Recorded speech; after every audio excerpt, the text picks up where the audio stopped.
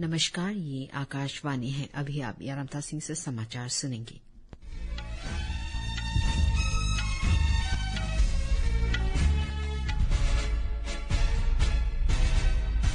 पहले मुख्य समाचार।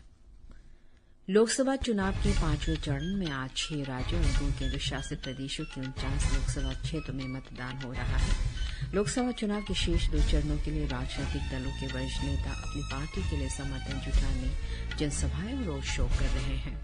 ईरान के राष्ट्रपति इब्राहिम रईसी, विदेश मंत्री हुसैन अब्दुल्लाहियान और उनके 7 अधिकारियों का एक समूह ईरान के उत्तर पश्चिमी हिस्से में हुई हेलीकॉप्टर दुर्घटना में मारे गए हैं।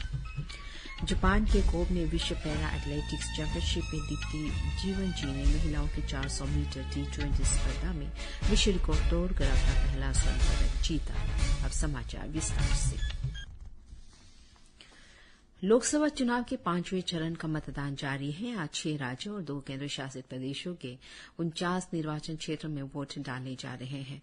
ओडिशा विधानसभा चुनाव के दूसरे चरण में 35 विधानसभा सीटों के लिए भी मतदान हो रहा है। दोपहर 1 बजे तक कुल मिलाकर लगभग 37% मतदान दर्ज किया गया है।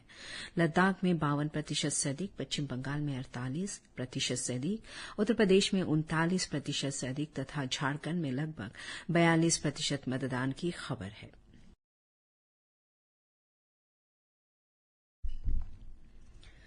बिहार तथा जम्मू कश्मीर में लगभग 35%, ओडिशा में 35% से अधिक, महाराष्ट्र में लगभग 28% मतदान दर्ज किया गया है। ओडिशा विधानसभा चुनाव में 35% से अधिक मतदान दर्ज किया गया है। इस चरण में उत्तर प्रदेश की 14, महाराष्ट्र की 13, पश्चिम बंगाल की 7, ओडिशा तथा बिहार की 5-5, झारखंड की 3 और जम्मू कश्मीर तथा लद्दाख की 1-1 सीट पर मतदान हो रहा है।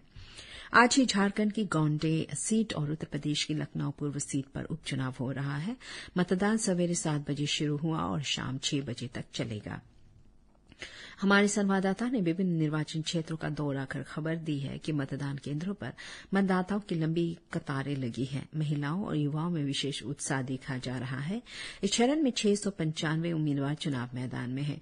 जिन प्रमुख उम्मीदवारों का भाग्य आज मतपेटियों में बंद हो जाएगा, उनमें केंद्रीय मंत्री और भारतीय जनता पार्टी के वरिष्ठ नेता राजनाथ सिंह, स्मृति ईरानी तथा पीयूष गोयल, कांग्रेस नेता राहुल गांधी तथा KL शर्मा, नेशनल कॉन्फ्रेंस के उमर अब्दुल्ला और लोक जनशक्ति पार्टी के रामविलास गुट के चिराग पासवान शामिल हैं। सुचारू और पारदर्शी मतदान के लिए 94,732 मतदान केंद्रों पर 9,47,000 से अधिक मतदान अधिकारी तैनात किए गए हैं। निर्वाचन आयोग ने मतदाताओं की सुविधा के लिए मतदान केंद्रों पर सभी प्रबंध किए हैं। वृद्ध और दिव्यांगजनों की सुविधा का विशेष ध्यान रखा गया है। शेड, पेयजल, रैंप, शौचालय, व्हीलचेयर और बिजली जैसे सभी बुनियादी सुविधाएं उपलब्ध कराई गई हैं। संबंधित मुख्य चुनाव अधिकारियों, जिला चुनाव अधिकारियों और राज्य प्रशासन से कहा गया है कि वो गर्मी को देखते हुए पर्याप्त प्रबंध करें। अब तक 23 राज्यों और केंद्र शासित प्रदेशों की 379 संसदीय सीटों पर मतदान हो चुका है। इन निर्वाचन क्षेत्रों में लगभग 67% मतदान दर्ज किया गया है।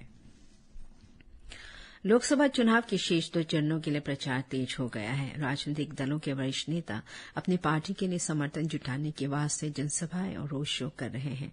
प्रधानमंत्री और भारतीय जनता पार्टी के वरिष्ठ नेता नरेंद्र मोदी आज ओडिशा और पश्चिम बंगाल में रैलियां कर रहे हैं। उन्होंने ओडिशा के अंगुल और कटक में जनसभा को संबोधित किया। श्री मोदी ने कहा कि कटक भारत के प्राचीनतम शहरों में से एक है और यह आधुनिक शिक्षा का केंद्र है। उन्होंने वायदा किया कि यदि राज्य में उनकी सरकार बनी तो चावल का न्यूनतम समर्थन मूल्य प्रति क्विंटल 2,200 रुपये से बढ़ाकर 3,100 रुपये कर दिया जाएगा। श्री मोदी ने कहा कि ओडिशा प्राकृतिक संसाधनों से समृद्ध होने के बावजूद गरीबी से जूझ रहा है।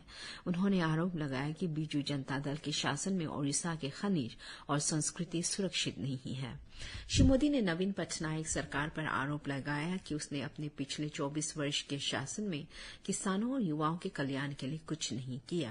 प्रधानमंत्री ने मतदाताओं से अपील की कि वे ओडिशा में सरकार बदलने के लिए मतदान करें ताकि राज्य समृद्धि के रास्ते पर आगे बढ़ सके।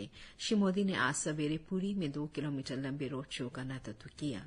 वे आज पश्चिम बंगाल के झारग्राम और तमलुक में भी जनसभाओं को संबोधित कर रहे हैं। ओडिशा के मुख्यमंत्री और बीजू जनता दल के प्रमुख नवीन पटनायक का मेगा रोड शो और जनसभाएं करने का कार्यक्रम है। भाजपा के वरिष्ठ नेता अमित शाह ने आज हरियाणा के करनाल में रैली की। उत्तर प्रदेश के मुख्यमंत्री और वरिष्ठ भाजपा नेता योगी आदित्यनाथ ने चंडीगढ़ में रैली को संबोधित किया। समाजवादी पार्टी प्रमुख अखिलेश यादव ने उत्तर प्रदेश के ढूमरियागंज में जनसभा को संबोधित किया। उच्चतम न्यायालय ने आज भारतीय दंड संहिता, आपराधिक दंड संहिता और साक्ष्य अधिनियम की जगह हाल ही में बनाए गए 3 आपराधिक कानूनों के खिलाफ दायर एक जनहित याचिका पर विचार करने से इनकार कर दिया। न्यायमूर्ति बेला एम त्रिवेदी की अध्यक्षता वाले अवकाश पीठ ने याचिकाकर्ता से व्यक्तिगत रूप से कहा कि यह याचिका खारिज किए जाने योग्य है। याचिका पर विचार करने में शीर्ष अदालत की अनिच्छा को भांपते हुए याचिकाकर्ता ने कहा कि उसे याचिका वापस लेने की अनुमति दी जाए। इस अवकाश पीठ में न्यायमूर्ति पंकज मित्तल भी शामिल थे। न्यायालय ने कहा कि याचिका बहुत ही अनौपचारिक और लापरवाह तरीके से दायर की गई है। आखिर में याचिका को वापस लिया गया, मानकर खारिज कर दिया गया। जनहित याचिका में कहा गया था कि भारतीय न्याय संहिता, भारतीय साक्ष्य अधिनियम और भारतीय नागरिक सुरक्षा संहिता में कई खामियां और विसंगतियां हैं।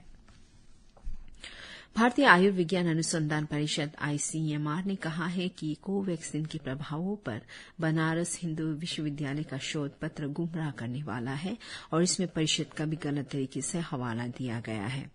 ICMR ने कहा है कि वो किसी भी तरह से इस अध्ययन में शामिल नहीं थी और न ही उसने इस शोध के लिए किसी तरह की वित्तीय या तकनीकी सहायता दी है। ICMR के महानिदेशक डॉक्टर राजीव बहल ने शोध पत्र के लेखकों और पत्रिका के संपादक को पत्र लिखकर कहा है कि ICMR के उल्लेख को तुरंत हटाया जाए। श्री बहल ने इस अध्ययन की प्रक्रिया और संरचना पर भी आपत्ति व्यक्त की है। उन्होंने कहा कि इस शोध में जो भी घटनाएं बताई गई हैं उनको कोविड-19 टीकाकरण से नहीं जोड़ा जा सकता है। उत्तराखंड में चारधाम यात्रा पूरे उत्साह के साथ जारी है। अब तक 6,40,000 से अधिक श्रद्धालु चारों धामों के दर्शन कर चुके हैं। पिछले 10 दिनों में 2,81,713 से अधिक तीर्थयात्रियों ने केदारनाथ की यात्रा की है और 1,20,000 से अधिक भक्तों ने बद्रीनाथ में पूजा अर्चना की। वहीं उत्तरकाशी स्थित यमुनोत्री धाम में अब तक 1,25,608 और गंगोत्री धाम में 1,12,508 श्रद्धालु दर्शन कर चुके हैं। गंगोत्री व यमुनोत्री धाम में दर्शन के लिए आज भी रिकॉर्ड संख्या में श्रद्धालुओं के पहुंचने का सिलसिला जारी है। श्रद्धालुओं की भारी भीड़ को देखते हुए पुलिस प्रशासन व्यापक प्रबंध किए हैं। प्रशासन ने श्रद्धालुओं को सुगम दर्शन कराने के लिए सभी आवश्यक व्यवस्था की है। इस बीच जिले के पुलिस अधीक्षक अर्पण यदुवंशी ने गंगोत्री धाम का निरीक्षण कर अधिकारियों को यात्रा मार्ग पर वन वे व गेट सिस्टम का कड़ाई से पालन करने के निर्देश दिए। निरीक्षण के दौरान उन्होंने यात्रियों से फीडबैक भी लिया। मौसम विभाग ने उत्तर पश्चिमी, पूर्वी और मध्य भारत के मैदानी इलाकों में अगले 4 दिनों के लिए भीषण गर्मी का रेड अलर्ट जारी किया है। मौसम विभाग ने बताया कि दिल्ली, हरियाणा, पंजाब, राजस्थान, उत्तर प्रदेश और बिहार में भीषण गर्मी जारी रहेगी। कल राजस्थान, उत्तर प्रदेश, गुजरात, पंजाब, हरियाणा, चंडीगढ़, दिल्ली, मध्य प्रदेश, केरल और तमिलनाडु में भीषण गर्मी महसूस की गई। दिल्ली के नजफगढ़ में 47.8 डिग्री सेल्सियस तापमान दर्ज किया गया, जो पूरे देश में सबसे अधिक था। राष्ट्रीय राजधानी के अधिकतर इलाकों में तापमान 45 से 47 डिग्री सेल्सियस रहा, जो सामान्य से 4 से 6 डिग्री अधिक था। मौसम विभाग ने बताया कि दक्षिण पश्चिमी मानसून मालदीव के कुछ हिस्सों और कोमोरिन क्षेत्र, दक्षिण बंगाल की खाड़ी, निकोबार द्वीप और दक्षिण अंडमान महासागर में पहुंच गया है। बुधवार तक दक्षिण प्रायद्वीपीय भारत में अत्यधिक वर्षा होने की संभावना है। उप हिमालय, पश्चिम बंगाल, सिक्किम, असम और मेघालय में भी ऐसी ही स्थिति रहने की संभावना है। ईरान के राष्ट्रपति इब्राहिम रईसी, विदेश मंत्री हुसैन अब्दुल्लाहियान और उनके साथ अधिकारियों का एक समूह ईरान के उत्तर पश्चिमी हिस्से में हुई हेलीकॉप्टर दुर्घटना में मारे गए हैं। समाचार एजेंसी ईरना ने ईरान की रेड क्रिसनेट सोसाइटी के हवाले से बताया कि हेलीकॉप्टर का मलबा मिल गया है और घटनास्थल पर किसी के जीवित होने का कोई संकेत नहीं है। हेलीकॉप्टर ने कल दोपहर देश के उत्तरी हिस्से में घने कोहरे से हो रहे कठिनाइयों के बाद हार्ड लैंडिंग की थी। उस समय राष्ट्रपति रईसी अजरबैजान की यात्रा के बाद वापस ईरान लौट रहे थे। रईसी 2021 से ईरान के राष्ट्रपति पद पर थे। इस घटना के और ब्यौरे का इंतजार है। इसी के साथ ये समाचार बुलेटिन समाप्त हुआ। नमस्कार।